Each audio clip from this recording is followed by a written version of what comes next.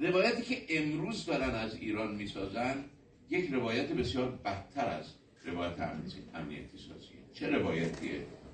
روایت اینه که ایران در ضعیفترین وضعیت موجودشه و در خطرناکترین وضعیت موجود.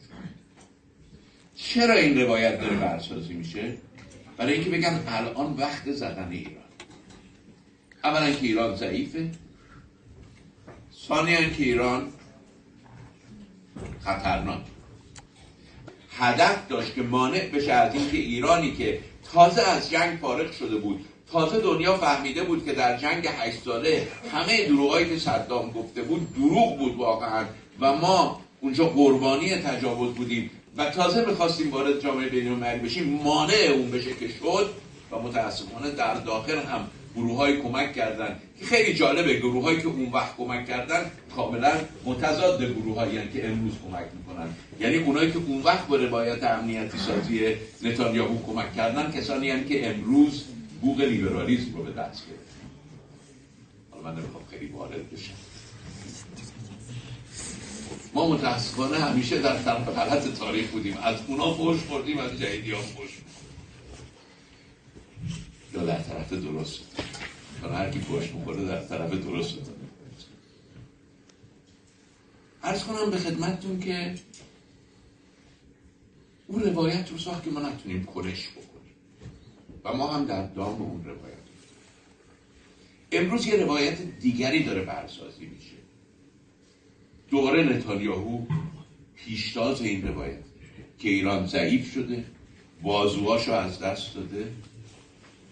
یکی رو دیدم که میگفت این بازوهای حضرت عباس، موشکای شما بازوهای حضرت عباس. تعجب میکنم. و از اون طرف هم چون خیلی نزدیک به سلاح هسته‌ای و بیچاره هم شده، میره به سمت سلاح هسته‌ای و لذا باید از این پنجره فرصت استفاده کنه. این روایت که به نظر من روایت غلطی. اولا که ما در ضعیف‌ترین وضعیتمون نیستیم. این روایت باور نکنیم خودمون. ما واقعا در شرایطی هستیم که میتوانیم، حالا من میپردازم به نوشدارو که انشاءالله بعد از مرگ سهراب نیاد، که میتوانیم با آینده بریم. ما میتونیم روایت قدرت بسازیم.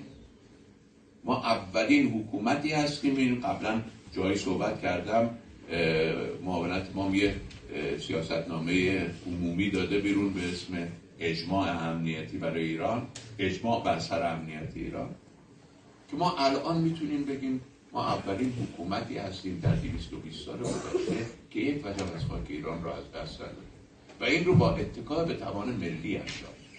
و لذا الان زمان پرشه. همون کاری که چین در سال 73 آقای مائو 100 سال تحقیر چین رو پایان داد و تبدیل شد به یک سمبل در چین